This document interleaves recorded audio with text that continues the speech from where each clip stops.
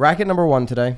Love it. Inman piece, another Bernice Ross piece. Love what she's doing on Inman. If you haven't checked out her stuff, please Well, go you know do what it. she must have been seeing what we were doing and wanted really? to sort of mimic a little, No, maybe. No, I'm not going to say that. She's doing it. Her write-ups are great. Yes. No, we're enjoying them. This is second week in a row. Second week in a row. Yeah.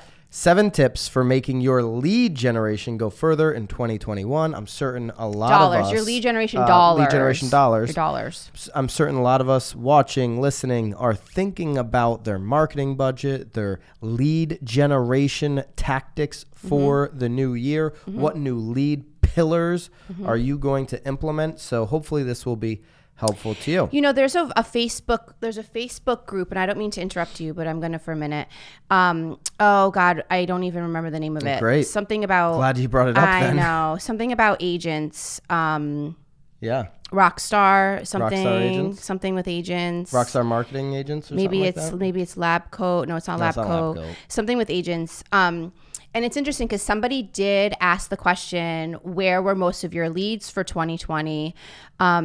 And it's interesting because when we get to number 1, but I would say a majority of the people said online, 100% online. Doesn't that make a lot of sense in 2020 where we were living in a really online world?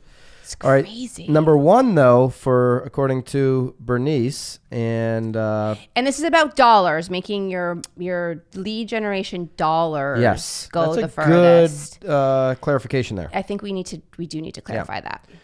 All right, number 1, make getting face-to-face your most crucial lead generation goal. I thought this was very interesting because we're in the middle. In the middle, it feels like. We are definitely in the middle still. Yeah, we're coming out of a year where we had a health pandemic. We're in the middle of it. It's continuing on. Thankfully, we've got the vaccine. Hopefully, the end is near. But face-to-face has been awkward at best in 2020, right? Yep. So they're pushing, no matter what type of prospecting you do, Bernice says your most important goal is to be the first agent to speak to the sellers when they decide to sell. This is based on the NAR 2020 profile of home buyers and sellers. So she's quoting a National Association of Realtor report.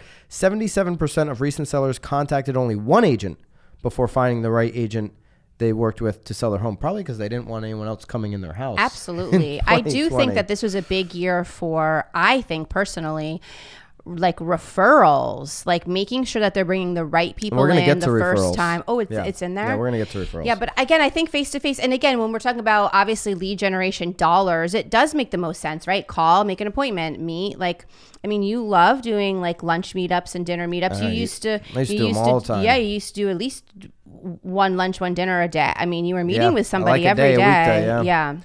So obviously those have, subsided for sure in 2020. A tip here from Bernice is speak with at least 5 of your past clients or sphere who are most likely to transact or send you a referral every single day, 5 a day for 30 days. It's 150 contacts. You can do this by phone, face-to-face, or video platforms. Obviously, okay, all so those. She's saying, though, face-to-face is also a phone call, huh?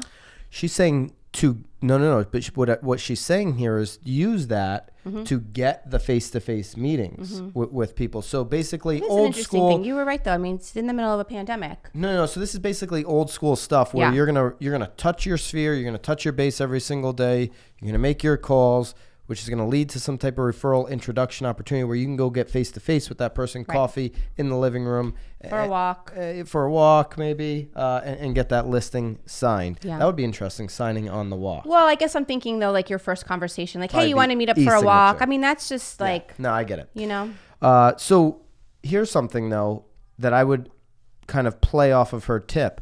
I think it's really a good move for real estate agents. Instead of calling your sphere, if you're pretty close with them, and if you know they have an iPhone, which hopefully everybody by now does, hopefully you're going to just go FaceTime with your past client. Like, hey, that's all my children do to me. And I'm like, what are you doing? Like, you don't even know where I am. It's such a better personal touch. If I'm in the bathroom. Well, but if you're in the bathroom, you're not going to pick up. Well, but I think equally, I think you could do a bomb or something. Like, do like a video message. Yeah, but now we're in real time. We're engaging. Hey, was thinking about you. I like nothing the like FaceTime catching people move. real off guard. Do you answer all of your FaceTimes?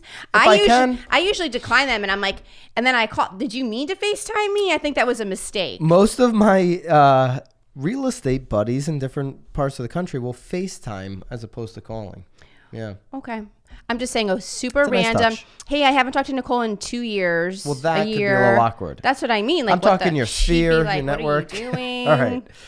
Racket number 2, or not number. No, this is not racket number 2. It's not racket 2. We're still in racket point number 1. 2. We've got 7 points here on racket number 1. Put 67% of your money and prospecting time here.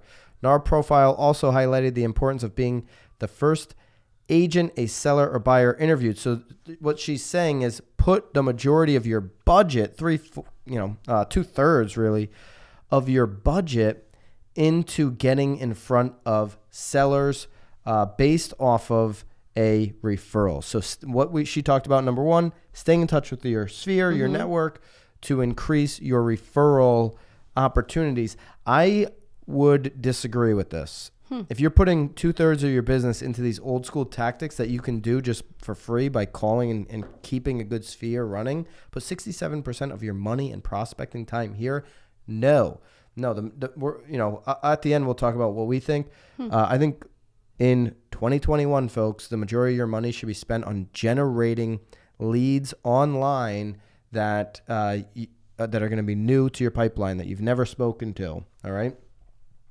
I think you should have a plan that touches your past client in your sphere and your network, but 67% of your budget, I would disagree with. But this is based on another finding from NAR. Devote at least 2/3 of your time and money marketing to your sphere and staying in contact with past clients. Okay?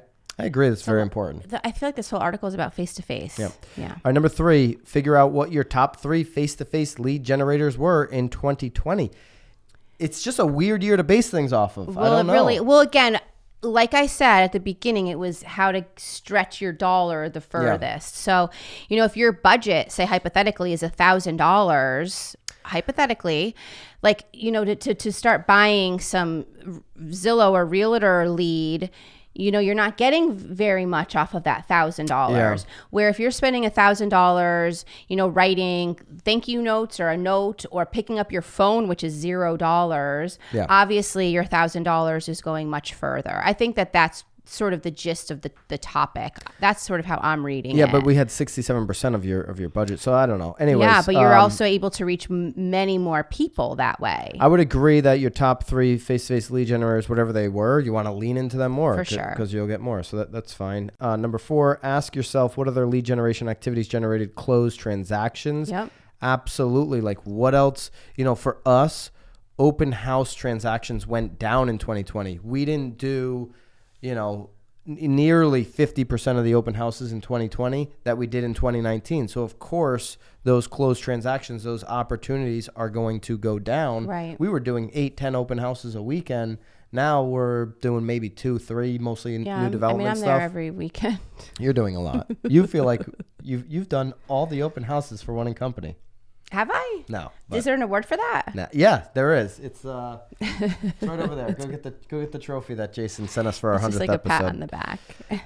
Number 5, rank each lead generation source. I would absolutely do this. Not only would I rank them, I'd make sure that you have more than 10 lead pillars. You've got to have more than 10 places you're getting your business from.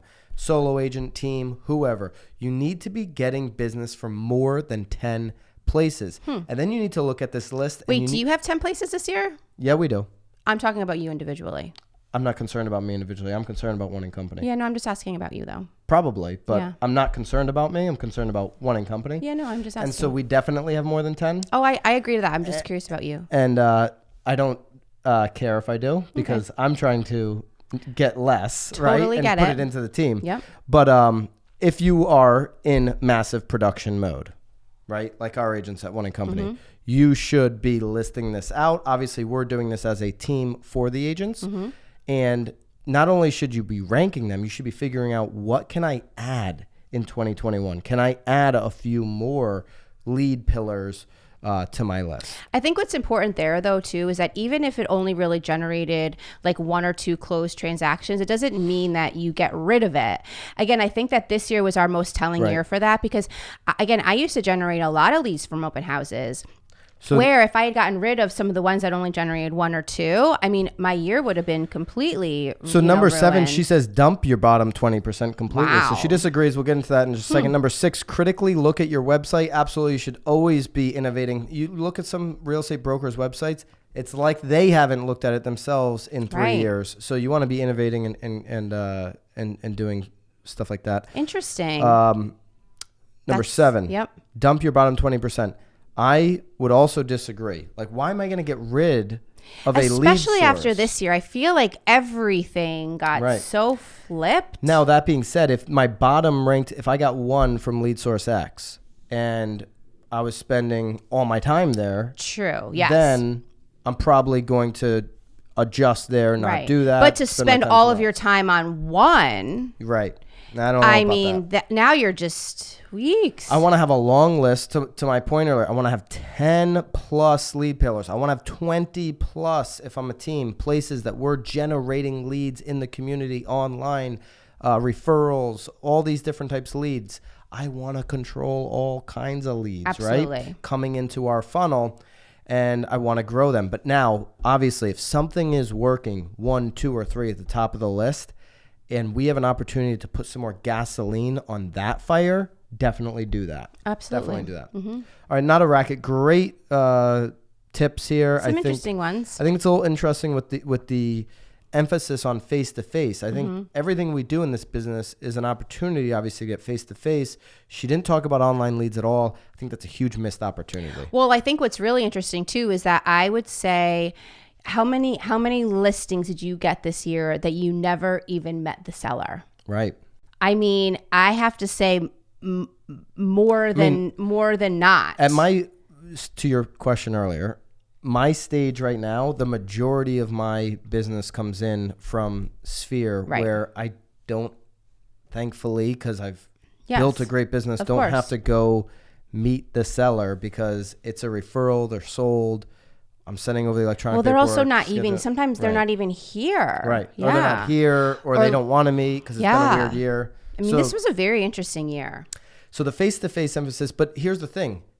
You get more face-to-face opportunities with this online leads, and online leads are not going away. 3 out of 4 buyers, by the way, use Zillow for whatever that's worth. I would absolutely have an emphasis on my lead generation dollars going into online leads, and you're going to create more face-to-face opportunities. For sure.